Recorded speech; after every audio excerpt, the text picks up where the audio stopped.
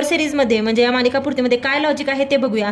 3 नेहमी बघताना बेरीज वजाबाकीपासून सुरुवात करायची, शक्यतो अशा पद्धतीनेच विचारलेलं असतं, किंवा वर्गमूळ घनमूळ.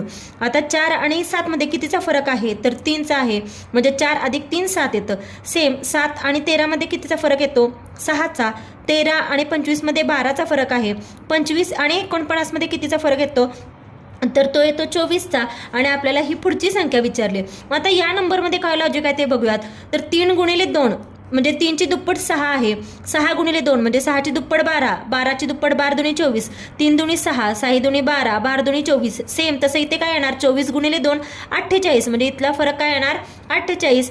या दोन संख्यांमधला फरक 48 येणार, म्हणजे पुढची येणारी संख्या आणि यातला, म्हणून या दोघांची बेरीज करायची. मग 49 अधिक 48 किती, 8 आणि 8 16 1 17. हातचा 1, 4 आणि 4 8 अधिक 1 9. म्हणजे पुढची येणारी नंबर कोणता आहे, तर 97. Answer option 4.